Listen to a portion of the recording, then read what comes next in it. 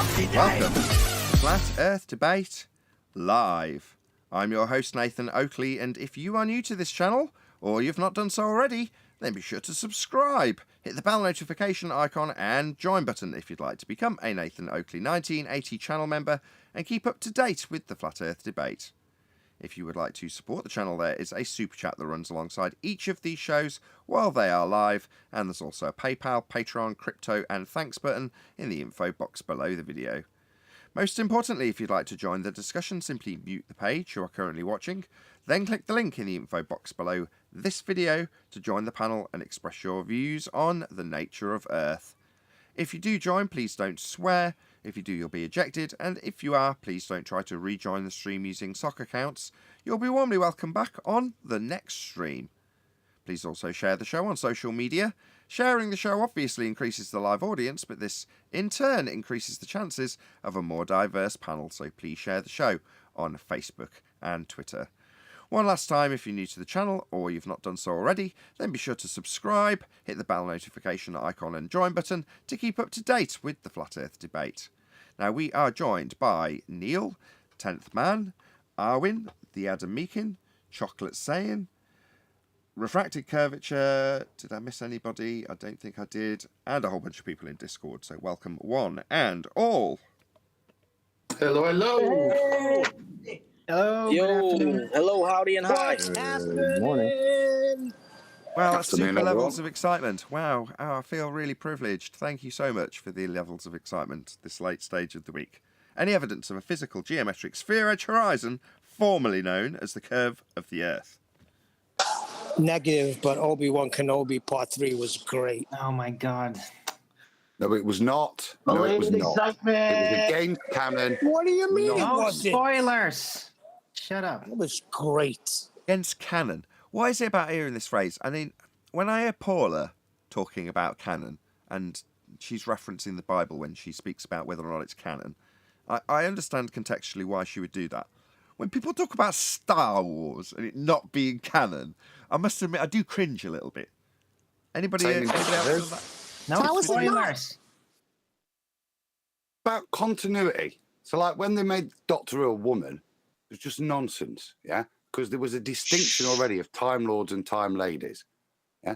Time Ladies can change their body whenever they want. So to have a Time Lord turn into... It just goes against everything that was the previous story. And I won't do the spoiler, but I think 3 is a bit like that. So, but yeah, probably a little bit self-indulgent, isn't it, to use the Neil, word canon. Neil, God. mute.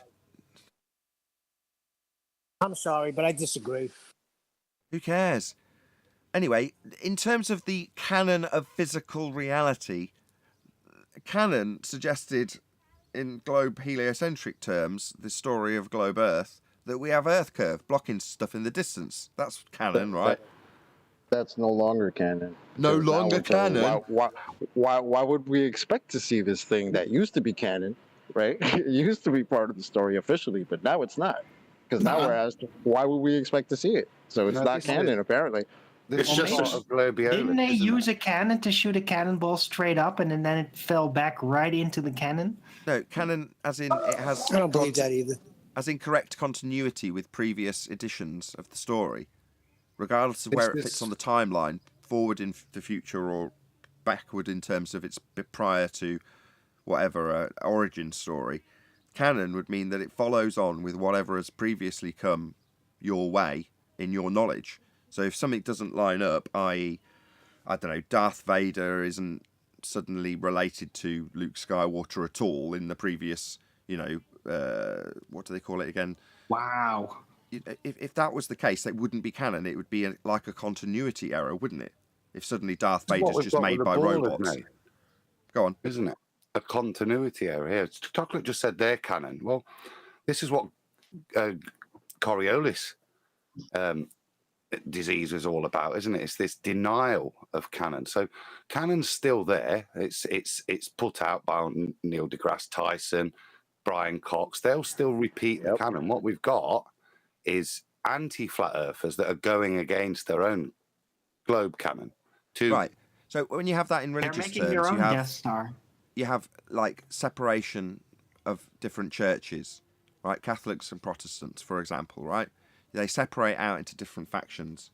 Well, in the case of heliocentrism, that's already happened.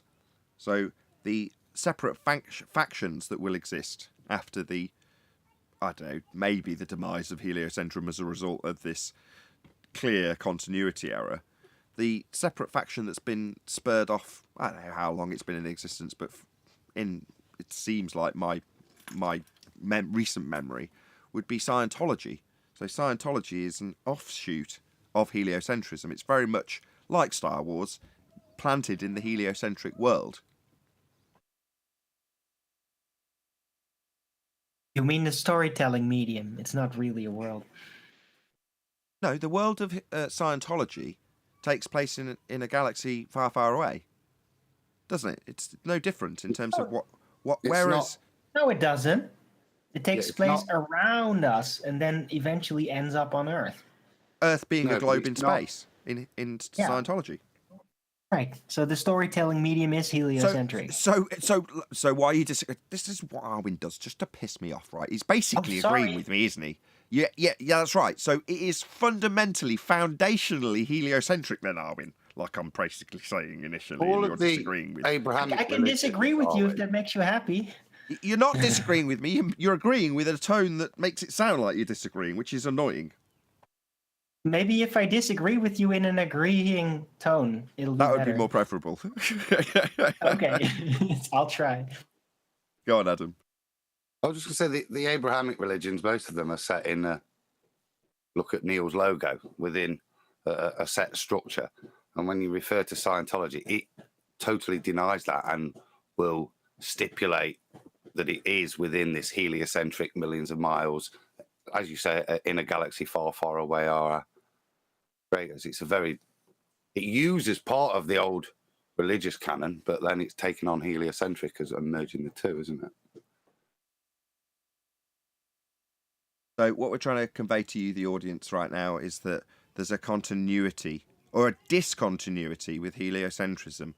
The story changes. It seems to be fluid. They even claim that science, when they claim it, is ever changing when it's empirical.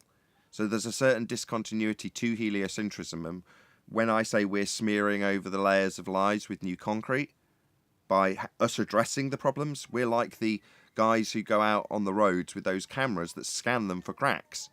That's what I used to perceive us as flat earthers as. We're just out here looking for cracks in the narrative so they can be patched up again. For example, well, the horizon isn't a physical leading edge of a sphere. It used to block boats and buildings.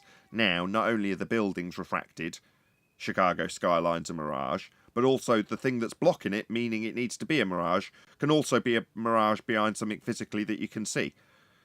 Well, that's an address to the rhetoric. So that's the canon switch, isn't it? Is, as I say, the canon says that the horizon is Earth curved, yeah?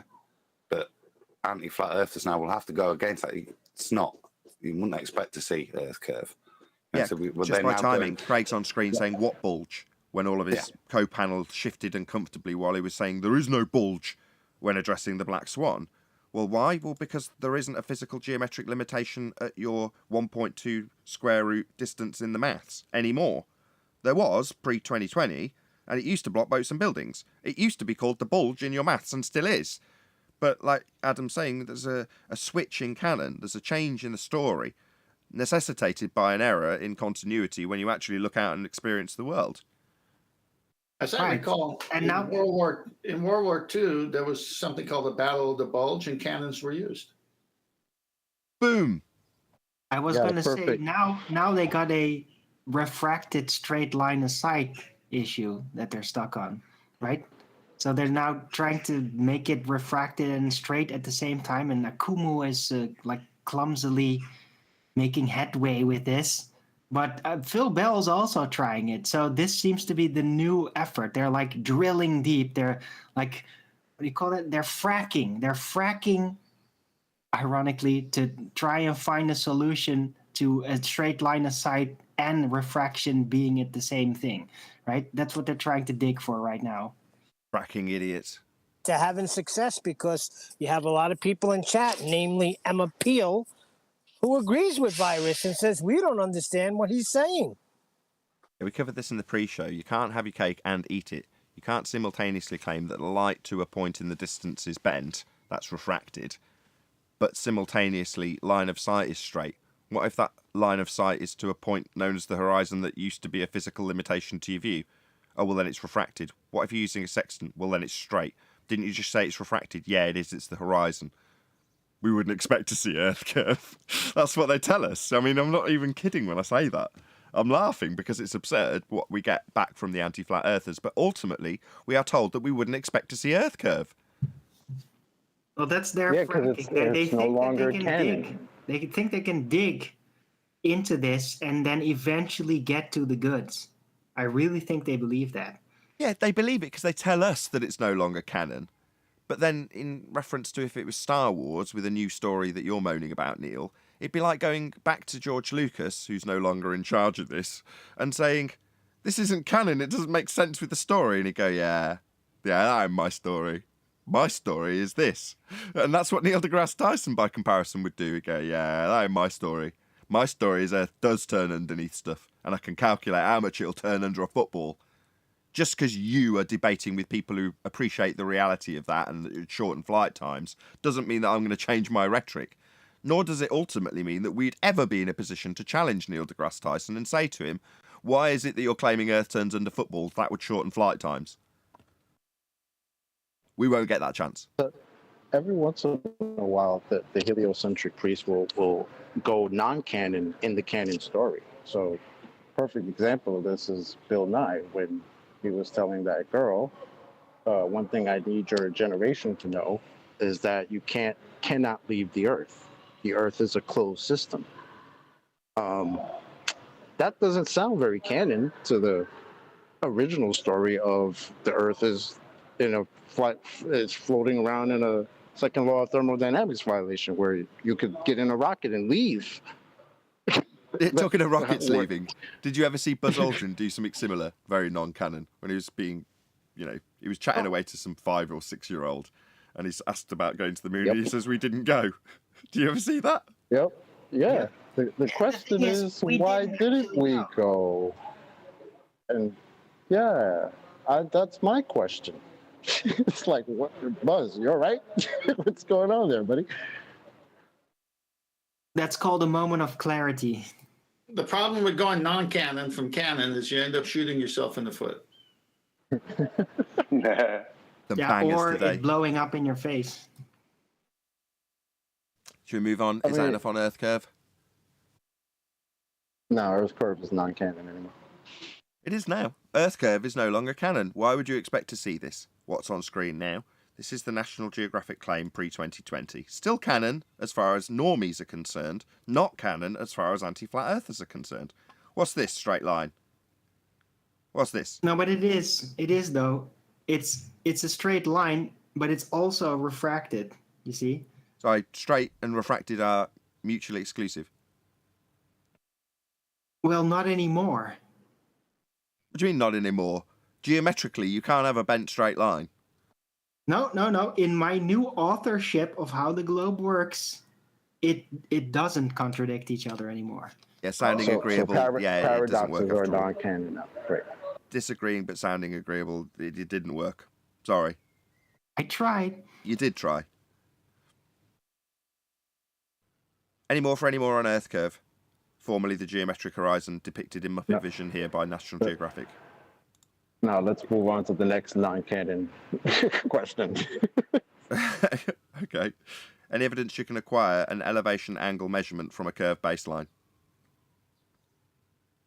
Why would we expect to get an angle off a curved baseline? You'll need to do that to triangulate your position in celestial navigation.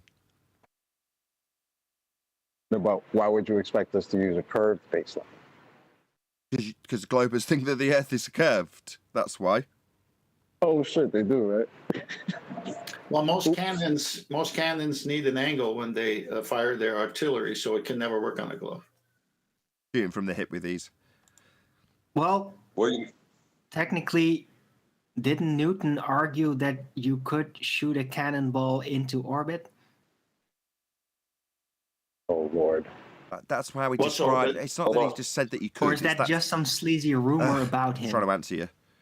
That's how he describes orbit. So the idea is that everything that is in orbit is perpetually falling.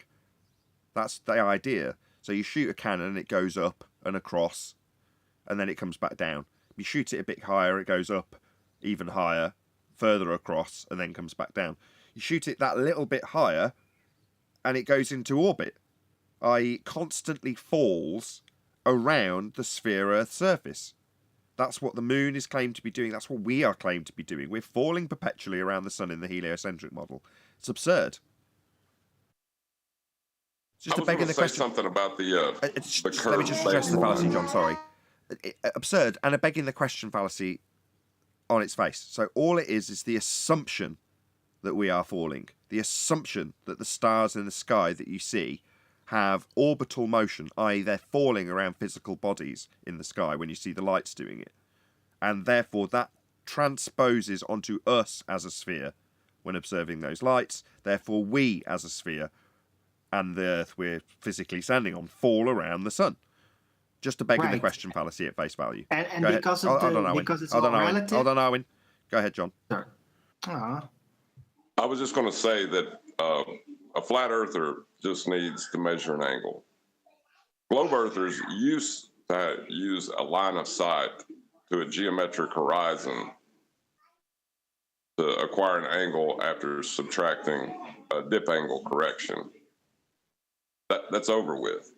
The minute they said refracted, they lost that. Correct. So on screen now you have the Al-Biruni dip as described by John a moment ago. That's a straight line from A to C. Don't know why it's backwards. Don't ask me, I didn't produce this. But it probably would have been backwards even if I had.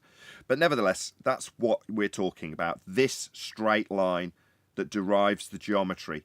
This right angle that you can't get if the line's bent, and its necessity to derive the R to the centre of the sphere Earth with this triangle.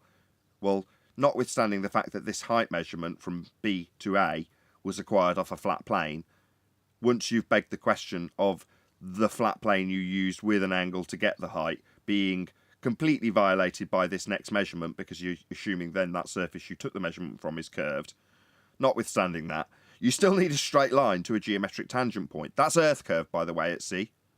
That's what used to block boats and buildings beyond it down here. So if you had a building poking out here, you'd have a feet in inches value ascribed to it by way of the C value, Earth curve, getting in the way of it, and a straight line to it to calculate it. Until it was refracted, destroying all chance of ever deriving any geometry ever. Well, it's worse than that, though, isn't it? Yeah, because nowadays, Al-Biruni wouldn't actually be able to see point C. He wouldn't expect to see it either, would he, anti-flat earthers? Why would Al-Biruni expect to see this point labelled C that he's deriving R from? Well, obviously he's not going to see it. We wouldn't expect to see Earth curve refraction. Welcome to Penguin, Mr. Sam.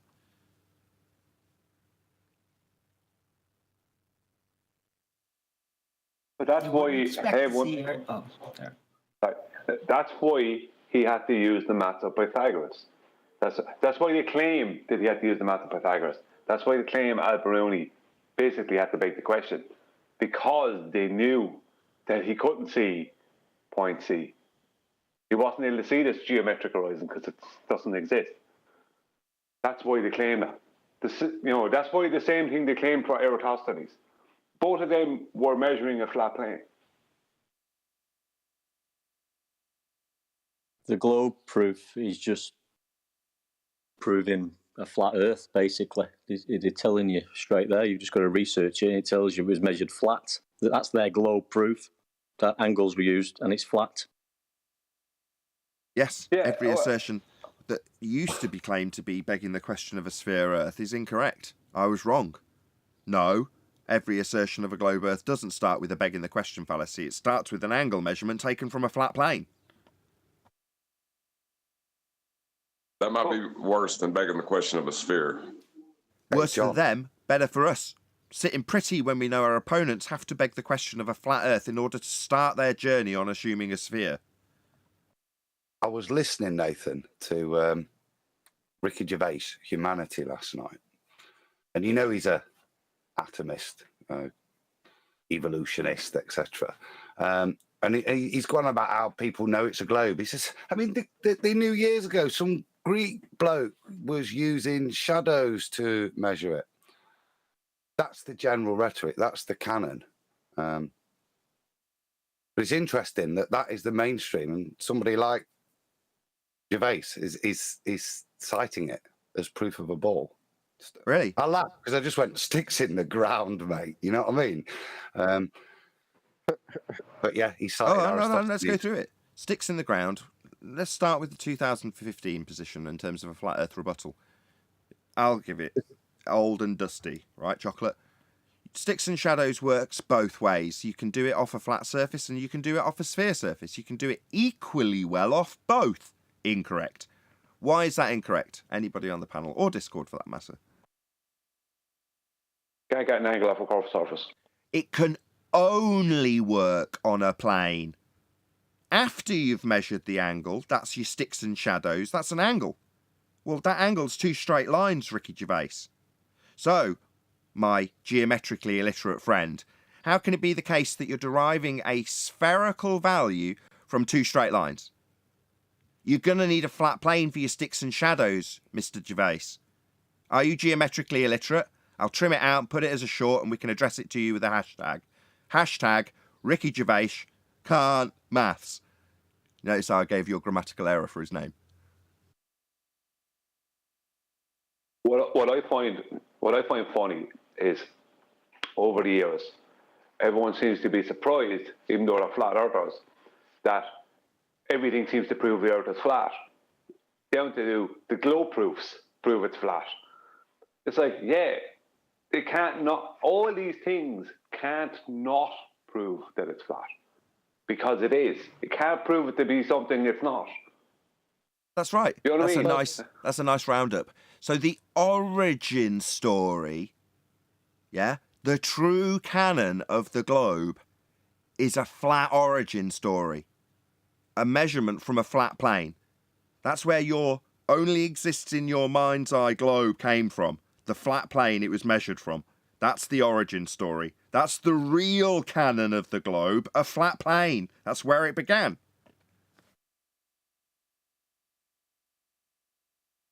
Apparently that story isn't good enough, so that's why these anti-flat earthers decide to take it upon themselves to remix the story and give us the non-canon version of it. Because if the story was good enough, it would work, right? And then it would have been proven and we wouldn't be here talking about this now. 100 people watching. Woohoo! Massive shout out to all of you who shared the show. That's the reason we've got 100 people watching. And a very warm welcome to you if you've just joined the stream. Really pleased to have you here. I have to stop changing some of these syllables now. Adam said Ricky Gervais. Ricky Gervais. Warm welcome to all of you. Please share the show. Sean Connery. Sean Connery. A bit Ricky Gervais. Let me comment on the chat here. This is a crazy virus. No measured flatness, ... Angles don't need planes. Yeah, they do. Wow. Hasn't he admitted that you need two straight lines meeting at the vertex to have an angle? He doesn't need to admit it. That's what an angle is. I know that, but he said it. He agreed with it. See, this is an interesting reversal, this one. You know, we're talking about canon and the way the ballers bring this one. What they're doing now is attacking the canon of celestial navigation in some kind of strange attempt as if it proves the Earth's not flat.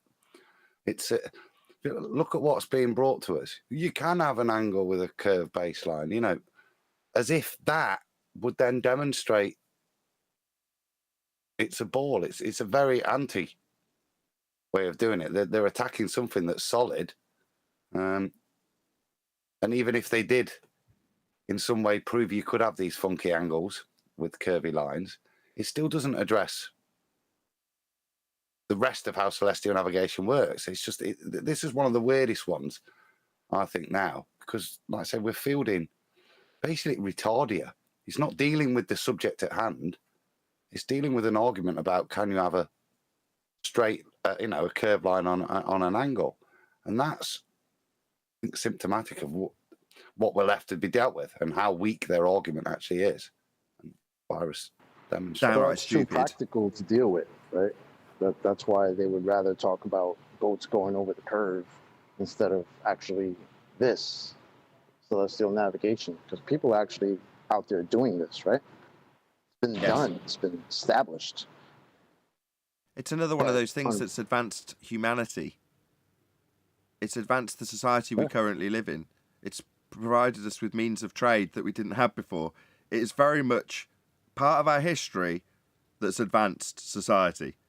Now, in the same way, when they deny science proves things, now that we've shown they don't have any, we can still demonstrate that actual application of science advances humanity, stops people dying, things of that nature. So when it comes to our subject, our specialist area, that would be flat Earth, we are talking about the history of advancement of humanity.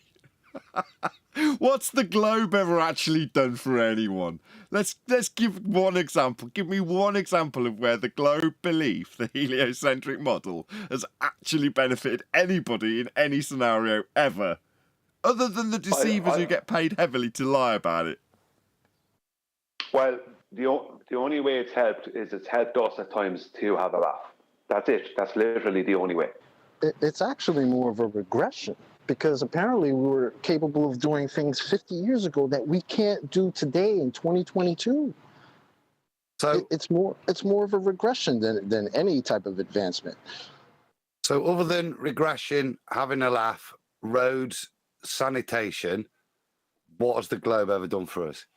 The aqueduct. Shout out to Godzilla37. It's a shout out to Arwin. Shout out to you, Arwin. Huh? Thanks for the super chat, Godzilla. It's given us good movies. Nathan, that slide in. Yeah, it's given us good movies. Yeah, absolutely. I'll give you that.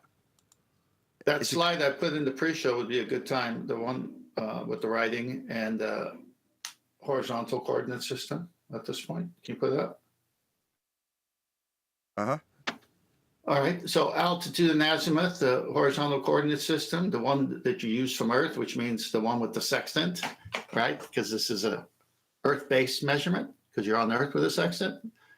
The altitude of a celestial object as a star is its angular height above the horizon, and the complement, or that which is required to make it equal to a right angle.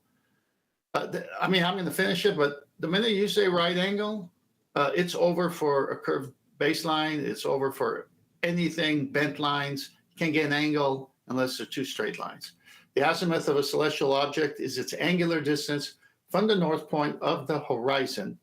It is found by drawing an imaginary arc from the zenith point through the object till it cuts the horizon, and the measuring the angular distance between that point and the north point. So when Virus is saying you don't need it, when you use the horizon, it's a right angle, you need it, and it tells you what the surface is. What he's trying to do is say, I'm using an artificial horizon with a bubble, and so I'm not using the Earth's horizon. Okay, that's fine. We can go there. What is the artificial horizon trying to mimic? The Earth's horizon, if you were to use the actual horizon at sea with a Mariner sextant. But since you can't, you go to a bubble sextant from a plane, and you have to have a straight baseline called your horizontal. That's your reference point to get the angle. He's really just agreeing with us. What Virus is doing is he's claiming a tangent plane without claiming it. He's secretly claiming it, like they do with gravity. You know the way they were claiming gravity there for a long time, where they were actually claiming gravity. You know that, and now they're at the point where they're also like claiming our curve without claiming our curve. Right, You know, because they can't make the direct claim. Right, this is the problem they have. So the line that he needs is a tangent plane.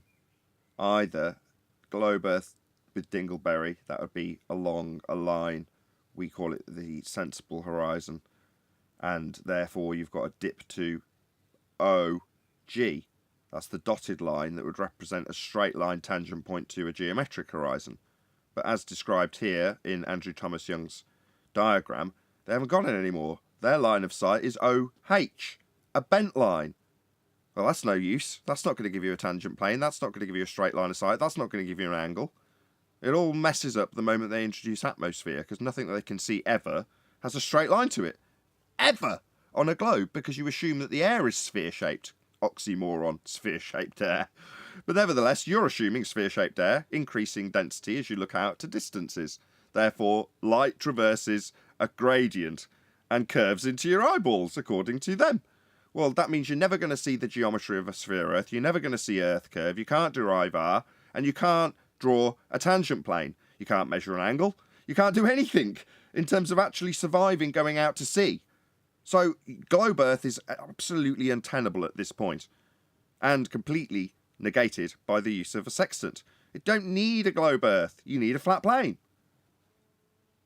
Nathan, I just posted a slide, the last slide. Can you go to that one? Can you just say what route? With a guy looking sorry. at an angle with 90s. Is it all black or can you make it out? Yeah, I can make it out. Looks like it's on a blackboard, but that's fine. Looks cool. No, let me put a nicer version. That's fine. It's fine. It's good. Okay, so here, no, you can't see the bottom part. Let me come back. Go ahead, Brian. No, you go ahead. He's eating. He's got a cake in his mouth. So you can probably see the diagram that Tent's about to draw out. It's just talking about drawing angles. And in this particular diagram, the top of this point that you'd be measuring to might be the top of a lighthouse. It's no different in terms of measuring an angle to it. But let's just say it's a star or the sun. Well, you need a 90 degree below it. That's what you're actually doing. That's the methodology. This can't be a bent line. And even if you're drawing it above the surface, you're still drawing it parallel to the surface, which has got to be flat in order to do this. So no matter which way you dice it, you need straight lines if you're going to be getting 90 degrees. You can't have a curved baseline. You can't have a sphere Earth. It doesn't work that way. Angles don't work that way. The Earth doesn't work that way. Okay, I got the new one. I got the. Now you finish eating. Go on, Brian. You go. Yeah, it's very quick. Probably the ultimate begging the question fallacy I've ever heard is Ruhif referring to the horizon as the non-refracted geometric horizon. Oh, where's that? Because obviously we've got two horizons, the non-refracted one that you can draw a straight line to that we don't see and you won't be pointing a sextant at, and a refracted one that's absolutely no use for a sextant either because it's a bent line. So which one? Oh, that's right, we only have one horizon. The horizon in your begging the question proof of nothing perspective hijacking Earth curve calculator was geometric, physically blocking boats and buildings, until the black swan came along and showed that if the Earth was a sphere with a radius of 3959, then the distance to horizon would be as per your Earth curve maths at 1.2 times the square root of the observer site in feet, blocking boats and buildings. It isn't. Black Swan shows it's beyond those physical limitations of a sphere Earth radius 3959, and the horizon's not 1.2 times the square root of the observer site in feet for physically blocking oil rigs. It's behind them. Hills that are physical don't move. You don't wake up one day and see that the hill that was blocking the shops behind it is suddenly behind the shops and you can see them. That doesn't happen. Earth curve isn't the horizon. The Earth is not a sphere. You need straight lines to get angles. It's an untenable position to hold. Right, 10th, hopefully that's enough lead up to your actual white and black rather than black and white. 1 second. That means that what you've just talked about there is the refracted geometric horizon. Well, you're not going to be getting an angle measurement from it then. No, but that's because it's not the non-refracted. Where's that? Can I point a sextant at the non-refracted one to get a straight line? Is it no Atmo Day? But that's the one that creates the refracted horizon. The one that you can't use because it's a bent line. Yeah, we're going round in circles here, Brian. Yeah, but this is Ruhif's the ultimate begging the question fallacy. No matter what direction you take it, he always has a globe horizon. Yeah, we've only got one though, haven't we? And the one in their maths is the one that he needs, the geometric one with the straight line to it. Yeah, we haven't got that anymore. It's on screen for the audience's benefit. Black Swan. Horizon's not in front of these oil rigs, blocking them, because it's a physical hill in the way. The hill that used to be called Earth Curve is beyond them.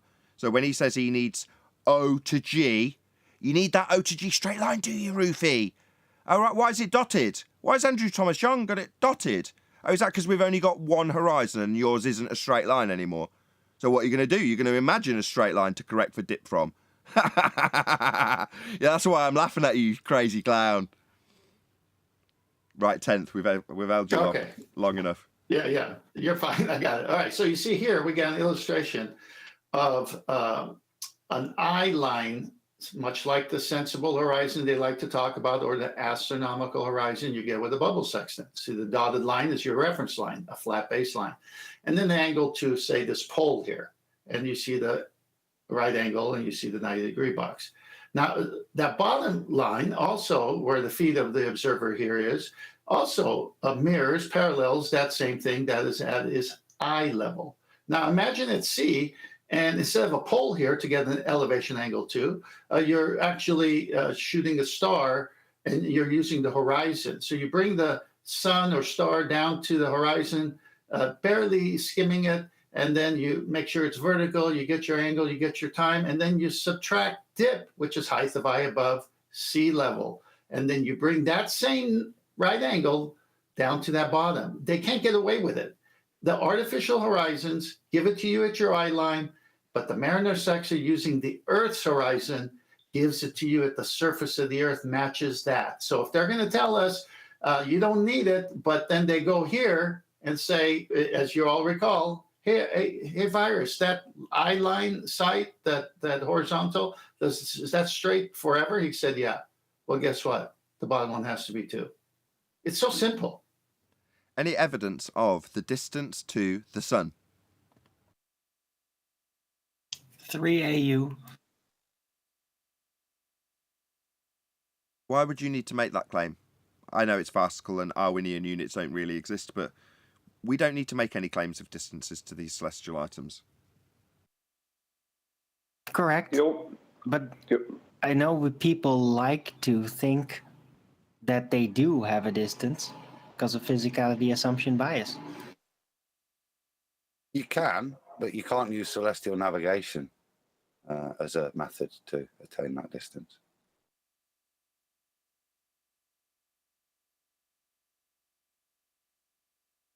Correct. You only need the angles. So who needs a distance? I mean, who is claiming a distance? Does anybody, any faction, claim a height to these items? I mean, for travelling to them and stuff like Mars and the Moon, etc. Who's claiming that? They need a distance. Oh, they claim a distance. Oh, right. It might be handy if we'd claimed a distance at this point, right?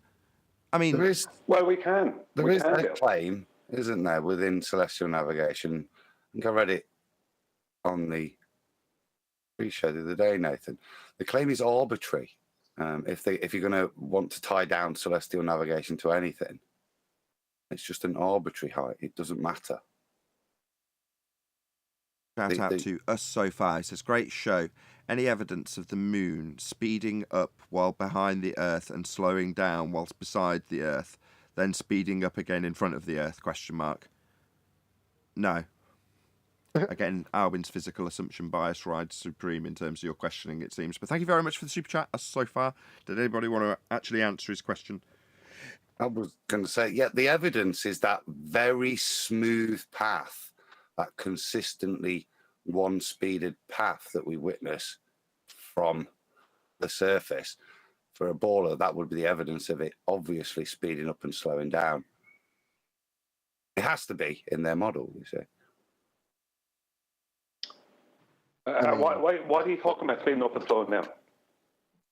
In terms of its orbital motion around the Earth, as the Earth's also orbiting, to do that, it's got to speed up to go past, slow down, yeah, so it can maintain that relative position whilst orbiting the sun. And then while the Earth is doing that to the sun. That's the best part. Got a citation in Master B. Can I just go back to the sun thing a second? Yep. I was just going to say something there a minute ago before Nathan said something. We can claim horizontal distance to the sun by using angles. Okay. That's a fair point. What Brian's saying is, and I had to explain this to my wife yesterday when I was describing Venus being visible till it reached my zenith. Well, what's my zenith? Well, my zenith would be if the sun, in this example, is directly above my head. That's the position that the sun is above the land. So that's where the sun is in terms of Brian's planar distance from you looking out ahead to where it's above. And yeah, absolutely, that's the whole principle. That's what celestial navigation is in essence, right? Yeah, you can calculate the surface distance to the sun's GP. GP being geographical position, or a la ground position. The position on where the the ground sun where is the at sun is zenith, above. yeah. Not the super GP, right? Yeah, not super GP. Yeah, you're not. You see, you're not claiming a height to the sun by saying that. You're claiming a horizontal distance. So if you use co-altitude, right, which is co-zeniths, right, the zenith from the GP and your zenith, then you are not lying. You're telling that as per the angle, the sun is a horizontal distance from you of x. You know, but you're not claiming a height to the sun or what the sun is. And you can prove this because you can show that the GP of the sun is exactly where you said it would be as per the angle at that time. There's a citation in Master B on this, Nathan, if you want to put that. Okay. Don? Distance irrelevant, it says. Yeah, from time and date. Based on two coordinates, altitude and azimuth, the horizontal coordinate system provides the general direction in which to find celestial objects. Although the distance of the visible planets, stars, and galaxies differ by billions of light years, the system ignores the depth of space as an object's distance is irrelevant for the purpose of locating it in the sky. Or to put it another way, your heliocentric claims of distance have to be ignored and relinquished in order to fulfill this methodology that is definitely not falling in line with your claims of travelling to Mars and the Moon, because when you're actually finding where the hell you are if you get lost at sea, you won't be assuming that Mars is a specific distance away. You'll just take it as read that they're above certain points on the flat plane. That's all you know, and that's what you'll use when you measure the ground flat to find out where the hell you are and not die as a result. That's a kind of tacit admittance that celestial navigation and the heliocentric model are not compatible. You have to have these distances in the heliocentric model. It's integral, and it would have an effect. But as they say, but actually the way we do it in reality, well, it's not there. This is what I'm saying. It's tacit. Is we use celestial navigation. Hence, the distance is irrelevant because there isn't a distance.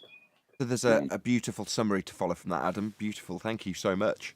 So, in your experience, your physical reality, and your navigation about the ground that you find yourself upon, the methodology used and potentially has and could save your life if used is incompatible with the claimed method of journeying to the stars.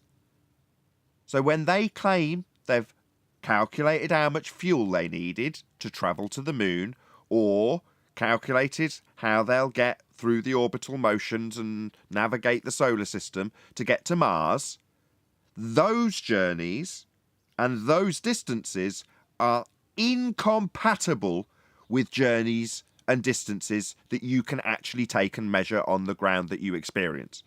They have to be thrown out completely if you're going to actually maths the ground or the sea that you're lost in. Incompatibility.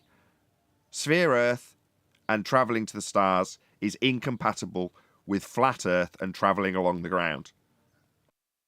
Also, I'd like to add to Adam some other points that they omit too. One, the Earth must be motionless, so no spinning of the Earth, and it's got to be the center, and the celestial sphere and the stars are what's moving. So they're omitting in many ways things they shouldn't be omitting if the globe was true. Yeah, and distances to the stars are claimed by the heliocentric claim. Distances, all our distances never come into it. You know, I know Nathan was saying this the other day, and I was talking about it with G some time back as well. They never use the distances. The actual claimed distance to Polaris or the sun or anything else, that goes out the window as soon as they start talking about heliocentric celestial navigation, something that doesn't exist. All their distances are gone. We don't use them. there is no heliocentric celestial navigation. It's done in the celestial sphere model off a flat plane in all instances. So that's an oxymoron because there isn't a heliocentric celestial navigation methodology being employed, only a flat Earth one. But the incompatibility, this is the thing. The incompatibility is what Adam's given us so concisely a moment ago. Thank you for again, Adam. No, there is actually, because they use tangent planes. What, flat Earth? Yeah, and maps after Great example. Yeah, they have to concede. John said this, I think, before you got here. It's like, it's nice when your opponent has to concede your position in order to carry on fighting for theirs. Yeah, very nice. Yes, they have to use a tangent plane. What's that, a flat plane with a dingleberry not used in the method below it? Yeah, that's a flat plane, isn't it? Yeah. Any scientific evidence of gravity? It's over there. Oh, wait, no. Unless you can call, yeah, totally. Yeah. You might as well be saying that, Aaron, because unless you can call back into question scientific evidence, then there is absolutely no evidence whatsoever for gravity, scientific or otherwise. About any single viable hypothesis from any of the fields of astronomy, cosmology, or astrophysics? No. They can't manipulate their independent variable. So that's Well, they could, they just don't. Nobody that I know of in my field uses the scientific method. It's leaps of logic. It's seat of the pants. It's guesswork. Quote, Michio Kaku. Ironically, there is actually an element of guesswork that is the genius of science. If you are the person that has thought about what could, that would be a leap of logic. Not so true when you actually break it down, because people tend to be very well researched when they get to this stage if they are actually scientists. But you've got to put your finger on what is the cause of the effect at that point unknown, and get it right when you vary it to prove it causes it. Well, therein lies the genius. But that leap of logic has to go through the method to have its validity offered. Because up until that point, when you say it's leaps of logic, like he does, then that's a supposition yet to be validated in science. So your leap of logic is still in there, Michio Kaku. You can still have it. But you just have to vary your leap of logic and see if it causes the effect you're describing it to cause, to validate it empirically. That's where science could help you out, rather than you just sow stories and your inference that a hypothesis, that's your supposition of cause, is easily usable as an explanation, which is all that they do in heliocentrism. Give you a just so story of what could be a cause of an effect, might not even be something you experience in the case of gravity. And then they say that's a supposition, therefore if A then B, that's also an explanation. If A then B. There you go, done, job, science. Yeah, and he does say, I think he does say, I don't mean to correct chocolate, because obviously chocolate has all these quotes, and I don't have them, I forget them. But I'm pretty sure he does say the so-called scientific method, which is kind of not attacking the scientific method. It's demeaning it. He's misleading. He's kind of saying there may be other methods, maybe. That's what that statement says to me. Yeah, our go-kart is better than those so-called Lamborghinis. But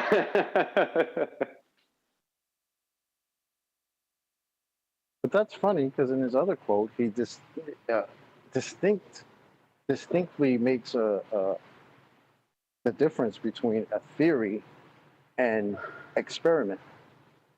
So it's funny that in one statement he'll say this, and then in another statement he'll make a statement clearly saying that he knows there's a difference between a theory and experiment.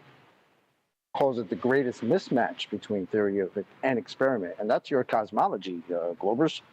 So that's pretty bad. Of course, in real scientific vernacular, theory follows scientific experimentation. So you vary and manipulate the thing you've supposed caused the effect. You don't just take it as an explanation at that point. You actually vary it, see if it causes it, and if it does, you can then go on to form a theory.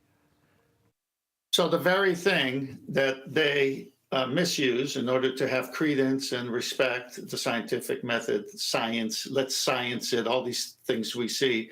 Then they later, once they've got their white coat and their little name tag, oh, he's a scientist, he must prove everything before he talks. Then later they say, oh, well, no one uses it. And now we can gain from the audience thinking we do that, but we never do that. So we can say anything now because they think it's science. Sensual Goat says, I asked the expert Roy Orbison if he knows of people seeing orbs outside, and he replied saying, only the lonely. Well, Listen, for complete context, I'll say the entire quote, right? In the quote, in science, we always say that you make observations, you have a theory, you make more observation. It's a very, very tedious process. Wrong. Nobody that I know of in my field uses the so-called scientific method. In our field, it's by the seat of your pants. It's leaps of logic. It's guesswork. Unquote. Who was he talking to, though? Was it a pretty woman? What? Hey, on the scientific method though, and falsifiability, shouldn't they be happy? I mean, we falsified their globe for them, so they're almost there to science with it.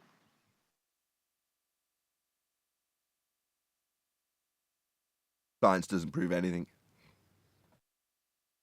So says my son. They'll say it disproves things. Well, we've disproven that it's a sphere, so. I love it. I love that as a reply. It disproves things. So, consequently, on the flip side of that chord, if you disprove something, don't you also ultimately prove something? You prove it's not that then. That's proving it then.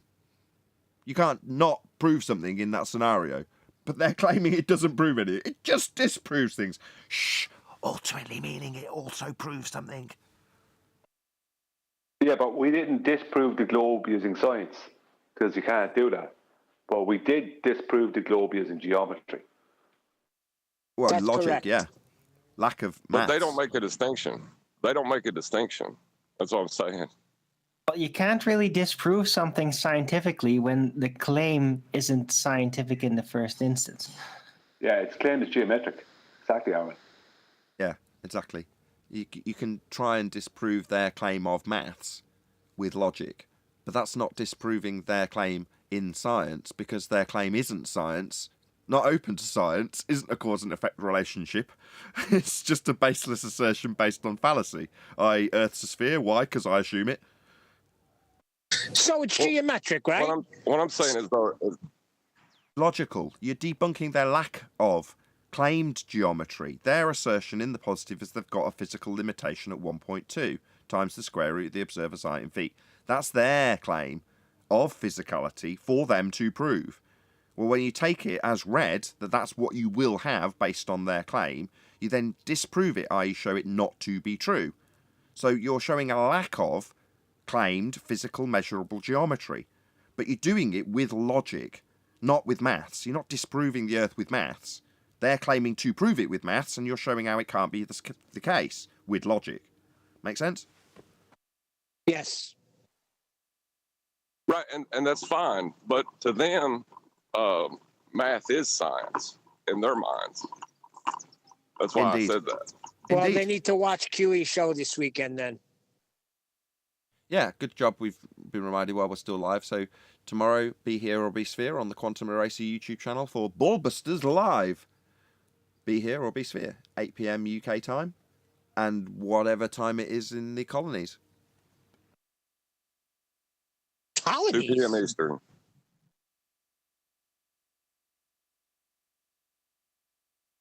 We're doing Yeah, shout outs. they're still sore. It's that are we doing shout outs in between it? So 10th man's probably got a pun or an important point. So either one probably comes higher, Adam. So after 10th, go ahead. No pun, just the point. To answer Neil, they're a little sore that they lost their baby brother over here in the Americas. That's why we're the colonies. Oh, I see. Whitherest thou goest to the colonies. Well, if it's a 55 and older, housing project, I can go down. Go ahead, Adam. On quality puns, I noticed that you noted the pun, but nobody else did earlier on in the show. When was that? Aqueducts. You don't mention it. Just leave it be. What are you doing? It was brilliant. Anyway, on screen, I've been asked just to give a shout out. There is a Flat Earth meetup at Hyde Park Speakers Corner. For those that do want to get out, quite a few folks going. It was Dave Mann and Trinity 4 that asked me to give a shout out. So I assume he'll be there. There's quite a few other folks on there. Jason, Family Didsbury's there. Dave, Roxanne. Where is this? Well, you Hyde not Park. get there, I don't think, dude. It's in Hyde Park in London, 26th of June, 2022. So, a few weeks. Yeah, just thought I'd give them a shout out. Should be fun. Meet up with people. Some really nice folks down there. Has it got a name? This is the bit I know you wouldn't like. It's labelled Electromagnetic Universe Flat Earth Meetup. Oh my God. My God. I thought I'd save that bit for the end. Of I will course not it be is. there. Bloody outrage. With that, a huge, massive, enormous thank you to both Discord and G Plus Smiles for making today's live show possible. Unfortunately, if you are watching this live, this is where we bid you farewell. So a huge, massive, enormous thank you to all of you for smashing the super chat, liking, commenting, sharing, subscribing, hitting the PayPal link, smashing the thanks button, and all that good stuff. Stay tuned if you're watching on either primary stream, as there will be an after show to follow. I've been Nathan Oakley, and I will see you all in the next video.